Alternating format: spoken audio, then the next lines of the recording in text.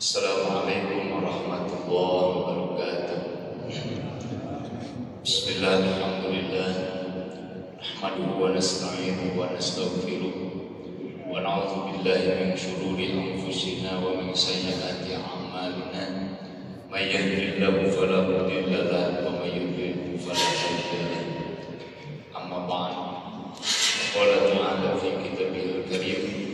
A'udzu billahi minasy syaithanir rajim. Bismillahirrahmanirrahim. Wal yakhshal ladzina law taraku min khalfihim dzurriyyatan dhi'afan khafu 'alaihim. Al-ayat Sadaqallahul Azim. Wallahu a'lam bihaqiqatil murad. Hadirin sidang jemaah Masjid Raya yang dirahmati Allah, salah satu bentuk anugerah yang Allah berikan kepada kita dalam intern keluarga adalah lahirnya dan hadirnya seorang anak-anak kita. Namun perlu kita ketahui bahwa anak itu merupakan anugerah, sehingga mungkin kita pun merasakan hampa di rumah dikata tidak ada suara tangis ataupun tertawa anak-anak. Dan bahkan ketika kita bertemu berpapasan dengan teman-teman kita yang sudah lama tak berjumpa, sahabat-sahabat kita, tentu yang pertama dipertanyakan bukan mobil apa yang dipunyai sekarang, bukan berapa jumlah motor, berapa hektar sawah, tapi pasti pertama yang sering kita sampaikan adalah sudah berapa. Menunjukkan berarti anak adalah sebuah anugerah. Namun di sisi lain anak adalah anugerah. Anak pula adalah amanah daripada Allah Subhanahu wa Ta'ala. Kenapa anak dikatakan amanah daripada Allah Subhanahu wa Ta'ala? Kita tahu bahwa anak bukanlah hasil dari kita seorang bapak. Karena anak kalau mungkin dari seorang bapak, seharusnya jangan ada Nabi Isa alaihissalam, karena Nabi Isa terlahir ke dunia tanpa seorang bapak.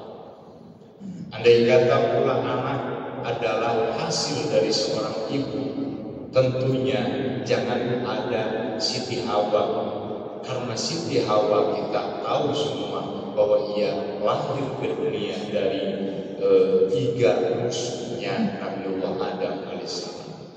Andai kata pula anak adalah perpaduan kerjasama antara bapak dan ibu, antara suami dan istri, mungkin seharusnya tidak ada Nabiullah Adam alaihissalam. Dan mungkin saudara kita ataupun tetangga kita yang rumah tangga sampai puluhan tahun, dia ada yang tidak dikaruniai anak sama sekali.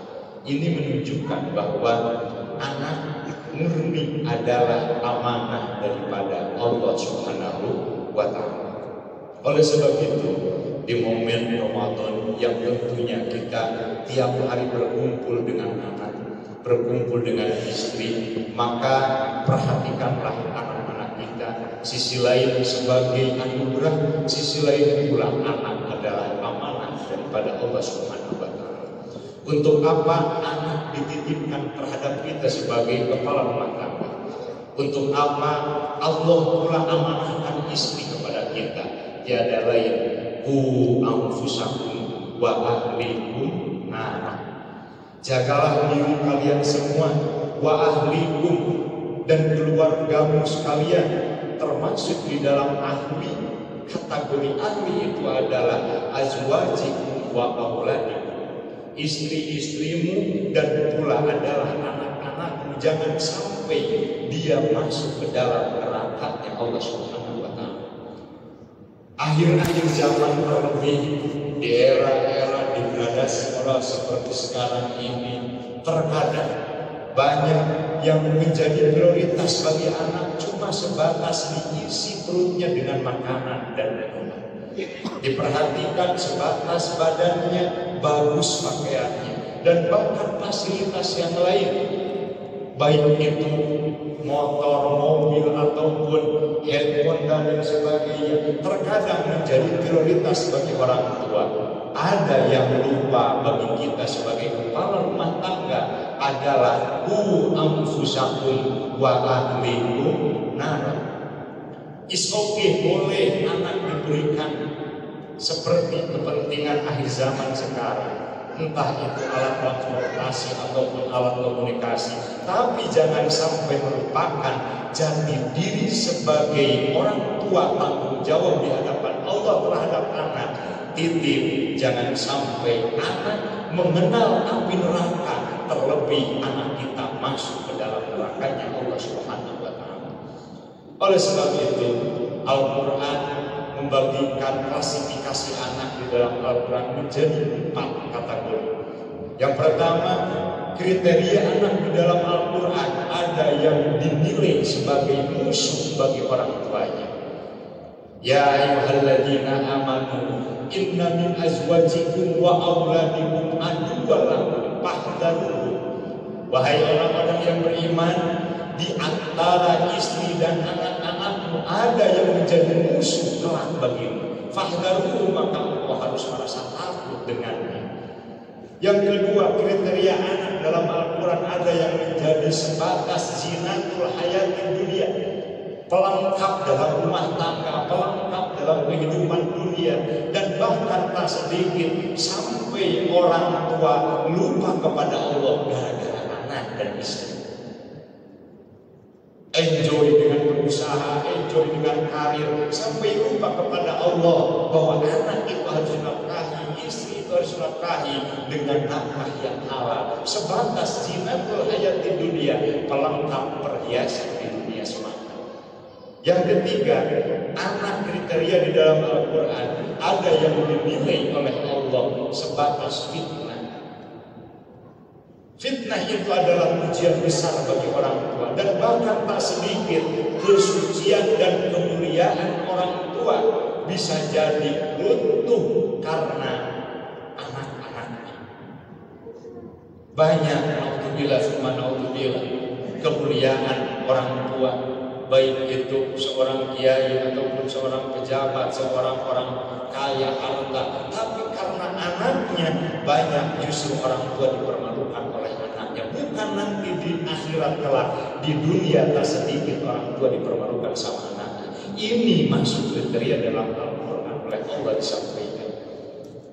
Innama amwalukum wa auladukum fitnah, bahwa amwal harta dan anak masuk kategori fitnah.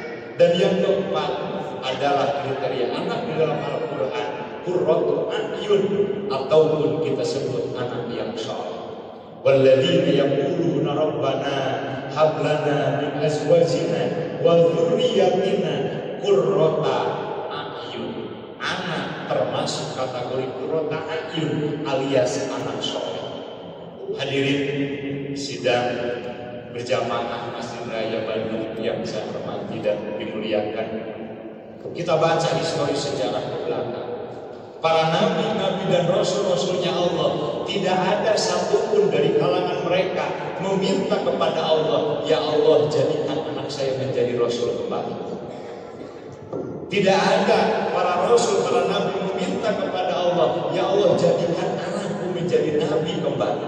Tapi apa yang diminta oleh mereka semua, ya Allah jadikan turunan-turunan menjadi anak soleh. Ini tentu menjadi spirit bagi kita di bulan Ramadan, yang tiada lain membentuk puasa ini karakter menjadi orang yang soleh. Marilah anak yang dianugerahkan oleh Allah dan diamanahkan oleh Allah kepada kita supaya menjadi anak yang soleh. Kalau dia menjadi pejabat, kalau soleh, alhamdulillah tidak akan menjadi madorot jabatannya.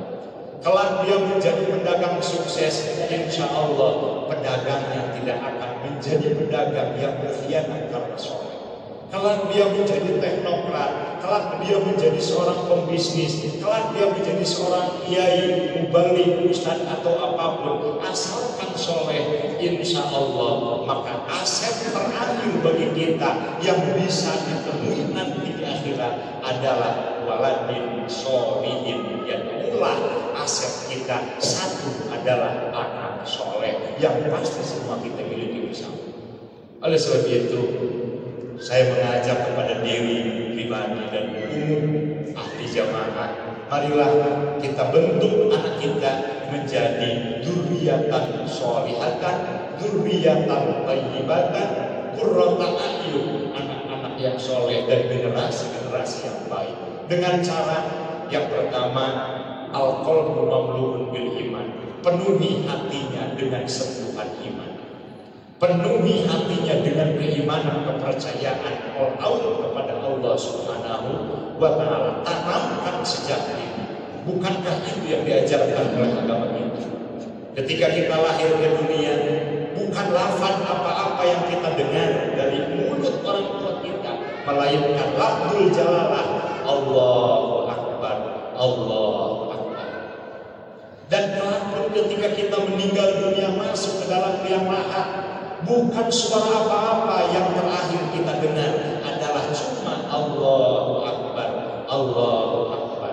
Artinya semasa hidup anak kita dan tentunya diri kita sebagai kepala rumah tangga dan ibu rumah tangga, titip hati anak kita perlu dipenuhi dengan keimanan.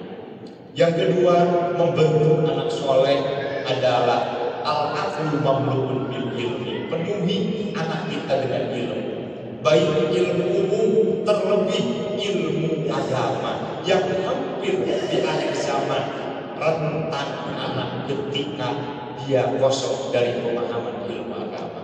Silakan jabatannya tinggi, silakan gelarnya banyak, silakan kejaran sekolah umumnya sampai S1, S2 bahkan S3, tapi jangan lupa kasih asupan ilmu agama.